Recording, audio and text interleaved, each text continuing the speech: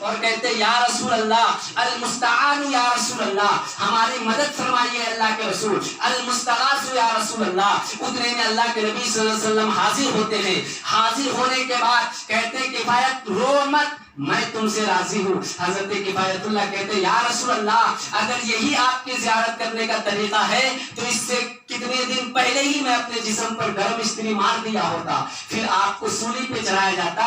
پھر حکومت کہتی ہے کہ کفایت تیرا کیا نام ہے، تیری خواہش کیا ہے؟ اگر تو چاہتا ہے کہ تیری جان بچ جائے تو تو دین کا سودا کر لے، اگر اس کے بعد بھی تو نہیں چاہتا ہے تو تو اپنی آخری خواہش بتا، تیری خواہش پوری کی جائے گی۔ اس نے کہا ہاں میری آخری خواہش ہے۔ آج ہمیں اور آپ کو پوچھا جاتا تو ہم کہتے ایسی کنڈیشن میں ہم اپنے بچوں سے مل لیں، اپنی بیویوں سے مل لیں، اپنی اولادوں سے مل لیں، اپنی زمین زراعت اپنی اولاد کے نام کر دے۔ لیکن کفایت اللہ کافی کہتے ہیں ہاں مجھے ضرور ایک میری دل میں خواہش ہے کہ مجھے نبی کی شان میں نعت پڑھنا ہے۔ پھر آپ نے کہا نہ کوئی گل باقی رہے گا، نہ کوئی چمن رہ جائے گا، فقط دین محمد کا دین حسن رہ جائے گا۔ آپ دیکھیں جب جب اسلام پر ایک کفایت اللہ کافی کو شہید کیا گیا، مگر اللہ نے اس کی پڑوس کی دھرتی پر اس سے بڑا پاورفل امام مجدد امام اہل سنت کو پیدا فرمایا۔ اور یاد رکھنا اپنے ڈر کو سینے سے نکال کر پھینکو، آج ہمیں قتل کیا جائے گا لیکن اللہ تعالیٰ ہمارے پڑوس میں ہی اللہ تبارک و تعالیٰ اپنے دین کی حفاظت کے لیے ہزاروں کو بھیجا جائے گا۔ ڈر کر جینے کا نام زندگی نہیں ہے۔ بھیڑ اور جو شیر کی طرح جیا کرو، اور مسلمان ہو تو سینہ تان کر جیا کرو، مگر اس کے لیے شرط ہے کہ اپنے اجسام وجود کو رب کی بارگاہ میں قربان کر دو، اس کے بعد شیر کی طرح جیا کرو۔ لیکن ہم ہی جھوٹ بولتے ہیں اور کہیں گے ہم مسلمان ہیں، ہم ہی حسد سال کے سال قربانی کرتے ہیں، ہمارے دل سے حسد نہیں جاتی، پھر کہتے ہیں مسلمان ہیں۔ آج تو یہ دیکھا گیا ہے کہ لوگ قربانی کرتے ہیں تو گھر ہی میں کھا پی کے ختم کر دیتے ہیں، بلکہ کھا سکتے ہو آپ، کوئی حرض نہیں ہے، آپ کے پاس زیادہ آدمی پورا گوشت ہی کھا لو، مگر اسلام کا درس کیا ہے، طرز عمل کیا ہے؟ اس گوشت کو غریبوں کے پاس بھی بانٹ دیا کرو۔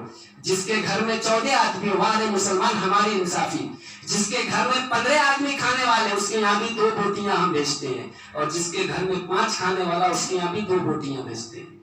بتائیے جس کے گھر میں 15 آدمی ہے، آپ نے 2 بوٹیاں بھیجی، اب وہ غریب اس گوشت کو نظر کرے گا، اس پیس کو دیکھے گا کہ یا اللہ میں اس گوشت کو کھاؤں یا میرے بچے کھائیں گے۔ جس کے یہاں 5 ہے تو چلو ٹھیک ہے، وہ بھی بات ہضم کے قابل نہیں، لیکن چلو ٹھیک ہے وہ کھا لیں گے۔ لیکن جس کے پریوار زیادہ ہے، آپ کے پڑوس ہے اور وہ قربانی نہیں دیا ہے، آپ ان کے یہاں 2 پیس گوشت بھیجتے ہو، بتائیے وہ 2 پیس سے خود کھائے گا کہ اپنے بچوں کو کھلائے گا؟ یہ دستور عمل مسلمانوں کا ہے۔ اور ہم جانور کا موٹاپن خریدتے اسی لیے ہیں کہ ہمارا گوشت چربی دار ہو، اچھا ہو۔ اور یاد رکھو اللہ کے رسول اللہ تبارک و تعالیٰ قرآن پاک میں ارشاد فرمایا لَن يَنَالُ اللَّهَ لُحُومُهَا وَلَا دِمَاؤُهَا، کہ یاد رکھنا رب کی بارگاہ میں تمہارا خون نہیں پہنچتا، تمہارا گوشت نہیں پہنچتا، بلکہ ینالہ التقویٰ، تمہارے پاس رب کی بارگاہ میں تقویٰ پہنچتا ہے۔ اس لیے اپنے اندر تقویٰ بیداری کرو اور اپنے اجسام جسم کے جتنے نفس اور کینے بغض ہیں سب کو قربان کر دو، اسی کا نام قربانی ہے۔ ورنہ سال کا سال بھیڑ ذبح کرتے رہو، کوئی مطلب نہیں ہے۔ دنیا دار کہہ دے گا قربانی دیا ہے، پیسہ والا ہے، رب نہیں کہے گا کہ یہ میرا محبوب بندہ ہے۔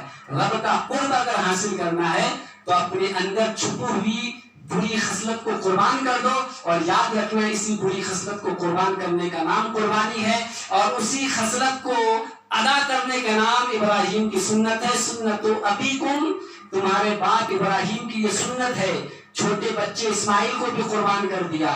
یہ خواب شیطانی بھی ہو سکتا ہے، اچھا بھی ہو سکتا ہے، برے بھی ہو سکتے، مگر خواب پر یقین مان کر اپنے بچوں کو قربان کر کے چلا جانا یہ کم سے بڑی بات نہیں ہے، بہت بڑی بات ہے، بہت بڑی بات ہے۔ اس لیے شاعر کہتے ہیں یہ فیضان نظر تھا یا مکتب کی کرامت تھی، سکھائے کس نے اسماعیل کو آداب زندگی۔